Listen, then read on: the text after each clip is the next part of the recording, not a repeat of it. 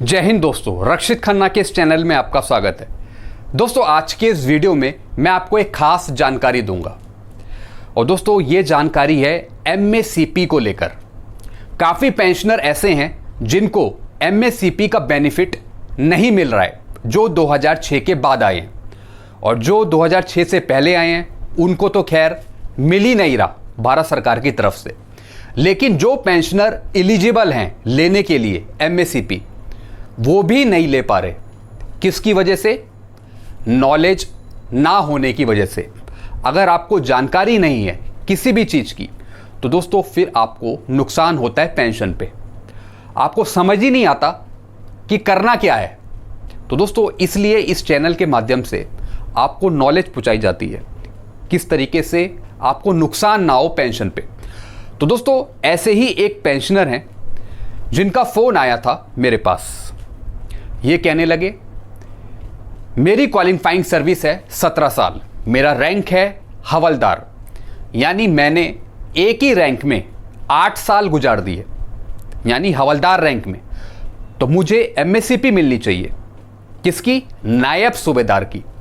इनकी qualifying service है सिर्फ 17 साल। अब दोस्तों आप सोच रहे होंगे 17 साल पे एमएससीपी नायब सूबेदार की कैसे मिल जाएगी, इन्हें फाइनेंशियल अपग्रेडेशन कैसे मिल जाएगा? ये सोचने वाली बात है। दोस्तों अगर आप क्वालिफाइंग सर्विस के आधार पर देखें तो बहुत आसान है एमएससीपी देना। कैसे दोस्तों? सारी चीज़ मैं आपको इस वीडियो में समझाता हूँ। अगर आप भी जानकार हैं, आपको नॉलेज है, तो दोस्तों आप भी इस चीज़ का बेनिफिट ले सकते हैं। सही से समझिएगा दोस्तों इस वीडियो को, काफ़ी इंपॉर्टेंट है आपके लिए। आप भी ये बेनिफिट ले सकते हैं। चलिए दोस्तों, मैं आपको कुछ चीज़ें समझाऊंगा पहले एमएससीपी को लेकर, फिर मैं आपको इन पेंशनर का वो लेटर भी दिखाऊंगा जो इन्होंने अप्लाई के लिए दिया है रिकॉर्ड ऑफिस, और रिकॉर्ड का भी काफ़ी सहयोग रहा है इनके प्रति एमएससीपी दिलाने के लिए। सबसे पहले दोस्तों मैं आपको क्लियर करूंगा एमएससीपी के कुछ रूल्स। एमएससीपी एसीपी रूल, जैसा आपको पता है एमएससीपी का उद्घाटन कब हुआ, कब प्रक्रिया में आई? 1/9/2008 में। फिर सुप्रीम कोर्ट के आदेश के बाद इसे लागू कर दिया गया 1/1/2006 से। 1/1/2006 से फिर हर एक पेंशनर को इसमें बेनिफिट मिलने लगा जो एमएससीपी के दायरे में आ रहे हैं 1/1/2006 के बाद। फिर दोस्तों इसमें 3 फाइनेंशियल अपग्रेडेशन दिए गए, यानी 8, 16, 24 क्वालिफाइंग सर्विस के आधार पे। दोस्तों अगर आपको अच्छी जानकारी है एमएससीपी की तो आप 17 साल पर भी एमएससीपी ले लेंगे एक नेक्स्ट रैंक की। जरूरी नहीं है कि 24 साल ही क्वालिफाइंग सर्विस हो। ये जो पेंशनर ने केस डाला है ये इसी का केस है, मैं आपको आगे समझाऊंगा। अभी दोस्तों 8, 16, 24 पे एमएससीपी दी जा रही है, यानी अगर कोई सिपाही भर्ती हुआ, अगर उसे एमएससीपी दी गई यानी 8 साल में, तो उसे मिल जाएगी पेंशन नायक की, यानी सिपाही एसीपी 1 नायक 8 साल। फिर दोस्तों अगले 8 साल यानी 16, जब सिपाही 16 क्रॉस करेगा तो फिर उसे पेंशन मिलेगी 16 साल से ऊपर हवलदार की, यानी सिपाही एसीपी 2। फिर दोस्तों अगर उसी सिपाही की क्वालिफाइंग सर्विस 24 से ऊपर है तो फिर उसे तीसरा फाइनेंशियल अपग्रेडेशन मिलेगा 24 साल से ऊपर।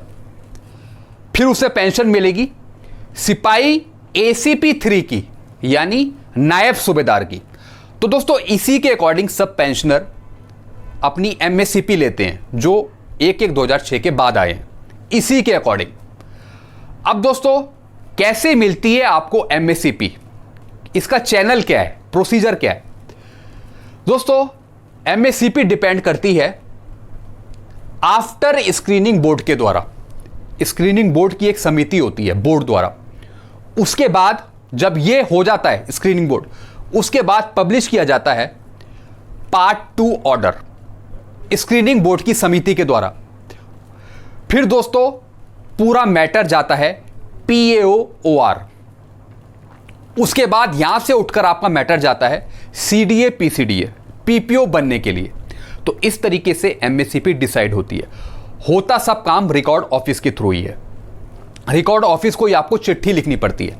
अब मैं आपको समझाता हूं इन पेंशनर का केस क्या था। सबसे पहले दोस्तों इन पेंशनर ने लेटर डाला, कहां पर? रिकॉर्ड ऑफिस को। Non receipt of financial upgradation under MSCP of नायब सूबेदार, यानी मुझे नायब सूबेदार की एमएससीपी चाहिए, मेरे को हवलदार की पेंशन नहीं चाहिए, मेरे को नायब सूबेदार की पेंशन चाहिए। इन्होंने कुछ लेटर यहां पे कोट करे, एमओडी का लेटर, आर्मी हेडक्वार्टर उसका लेटर, सब कोट करें यहां पे। फिर क्या लिखा इन्होंने? अपनी रैंक लिखी, नाम लिखा, एनरोल्ड इन द आर्मी 13/7/1991, यानी जब ये ज्वाइन हुए 13/7/1991 में। फिर got promoted to the rank of sub हवलदार विद इफेक्ट फ्रॉम 9/8/1999। फिर दोस्तों ये प्रमोट हो गए रैंक में सब हवलदार। फिर after having 17 year of service I was discharge from the army 1/8/2008, यानी फिर ये डिस्चार्ज कर दिए गए 17 साल की क्वालिफाइंग सर्विस के बाद। On completion of 8 year continuous service in the rank of havildar, फिर इन्होंने बताया जिसके बेस पर इन्हें एमएससीपी नायब सूबेदार की पेंशन मिलेगी, यानी 8 साल इन्होंने हवलदार की रैंक में गुजार दिए। इस वजह से इनको नेक्स्ट रैंक का बेनिफिट मिलना चाहिए, नायब सूबेदार का। I was eligible for financial upgradation under MSCP of नायब सूबेदार विद इफेक्ट फ्रॉम 9/8/2007, यानी इन्होंने फाइनेंशियल अपग्रेडेशन के लिए अप्लाई किया कि मैंने एक ही रैंक में 8 साल गुजार दिए, हवलदार रैंक में, तो इस वजह से मुझे एमएससीपी नायब सूबेदार की पेंशन मिले। भले ही दोस्तों इनकी क्वालिफाइंग सर्विस 17 साल है, लेकिन अगर आप 17 साल की क्वालिफाइंग सर्विस के अंदर ही आपने एक रैंक में 8 साल गुजार दिए हैं, तब भी आपको फाइनेंशियल अपग्रेडेशन मिल जाएगा एक नेक्स्ट रैंक का। लेकिन इसके लिए आपको मेहनत करनी पड़ेगी, इतनी आसानी से नहीं मिलेगा, टाइम लगेगा, लेकिन आपका केस सक्सेसफुली डन हो जाएगा रिकॉर्ड से, पीसीडीए से, पीओआर से। You are therefore requested to intimate present position of the case as soon as possible for avoid financial hardship. मुझे लॉस ना हो फाइनेंशियल अपग्रेडेशन का, इसलिए आप इस केस को देखें। तो दोस्तों इन्होंने ये लेटर भेजा था 12 जुलाई को, इसके बाद रिकॉर्ड से भी जवाब आ गया 20 जुलाई को। इन्होंने यहां पे दे रखा है, रिकॉर्ड ने लिखा हुआ है ये लेटर, इनका रेफरेंस 12 जुलाई का। अब क्या लिखा है रिकॉर्ड ने? It is intimated that on scrutiny of your sheet roll, यानी जो आपकी शीट रोल थी उसको जांचने के बाद, परखने के बाद इन्होंने पाया पार्ट 2 ऑर्डर ऑफ एमएससीपी नायब सूबेदार नॉट पब्लिश, यानी जो पार्ट 2 ऑर्डर है, यानी जिस एमएससीपी की आप बात कर रहे हैं नायब सूबेदार की लेने के लिए, उसका जो पार्ट 2 ऑर्डर है वो पब्लिश नहीं है। फिर क्या लिखा है? As per MoD army letter के अनुसार, इस डेट के अनुसार, screening board along with willingness and unwillingness certain is mandatory required for publish and grant of MSCP benefit. दोस्तों क्या लिखा है फिर? जो स्क्रीनिंग बोर्ड है, इस स्क्रीनिंग बोर्ड की जो समिति है वो देखेगी कि जो आपको फाइनेंशियल अपग्रेडेशन मिलना है एमएससीपी नायब सूबेदार का, क्या उसके लिए आपने अपनी इच्छा से या फिर अनिच्छा से अप्लाई किया है, किसके जरिए आपको एमएससीपी नायब सूबेदार की पेंशन मिले, किसके जरिए। तो दोस्तों ये सब डिसाइड होगा, जैसे मैंने आपको बताया, स्क्रीनिंग बोर्ड की समिति के द्वारा।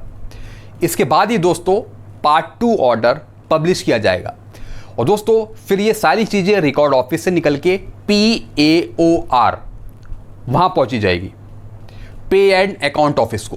तो दोस्तों इसके बेस पर जो इन्होंने लिखा है, रिकॉर्ड ऑफिस थोड़ा सा यहां पे टाइम लेगा और पूरा केस बनाकर वो फॉरवर्ड कर देगा POR को। तो दोस्तों इसके बेस पर रिकॉर्ड ऑफिस का अच्छा ही जवाब है। थोड़ी सी दोस्तों यहाँ पे जान पहचान होनी चाहिए।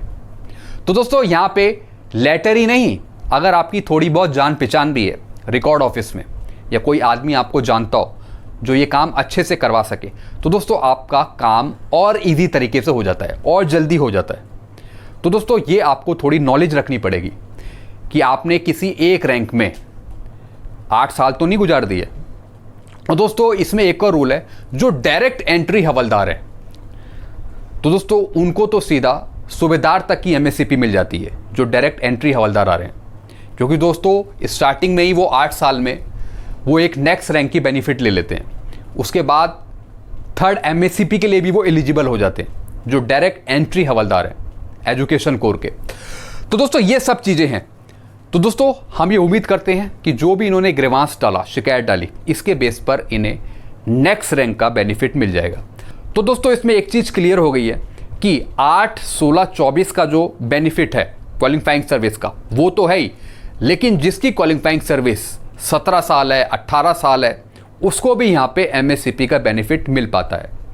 क्योंकि दोस्तों ऐसे बहुत से रूल हैं जो आपको एमएससीपी दिलवा सकते हैं। तो दोस्तों कई पेंशनर यही समझते थे कि 8, 16, 24 पर यानी क्वालिफाइंग सर्विस के आधार पर ही एमएससीपी का बेनिफिट मिल पाता है।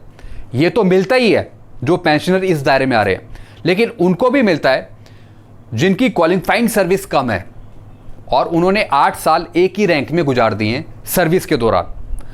इनको बेनिफिट इसलिए मिल रहा है क्योंकि ये 2006 के बाद आए हैं, एमएससीपी के दायरे में आ रहे हैं ये, इस वजह से इनको बेनिफिट मिल जाएगा आगे। तो दोस्तों जैसे मैंने आपको बताया 8, 16, 24 इसका भी बेनिफिट कई पेंशनर को मिल नहीं पाया जो 2006 के बाद आए हैं। तो दोस्तों जो 2006 से पहले आए हैं उनको तो मिलना ही चाहिए इसका बेनिफिट। भारत सरकार ऐसा कोई आदेश निकाले जो 2006 से पहले आए हैं उनको भी मिले और 2006 के बाद जो आए हैं उनको तो मिल ही रहा है। तो दोस्तों यहाँ पे अगर कोई नायक भी आता है तो नायक भी एक एमएससीपी नायब सूबेदार की पेंशन ले लेता है क्वालिफाइंग सर्विस के आधार पे। जैसे एक सिपाही है, 8 साल बाद उसे एसीपी 1 मिल गया, नायक की पेंशन मिली, फिर 16 एसीपी 2, फिर 24, फिर एसीपी 3। तो इस तरीके से अपग्रेडेशन मिलता रहता है। तो दोस्तों आपने ये चीज़ें समझी कि इस तरीके से इन पेंशनर का ये केस था। तो दोस्तों यही चीज़ें मैं आपको समझाना आया था। अगर आपको और कुछ पूछना हो तो नीचे आप मुझे कमेंट कर सकते हैं। वीडियो आपको अच्छा लगता है वीडियो को लाइक करें और दोस्तों चैनल को सब्सक्राइब कर सकते हैं। Thank you so much.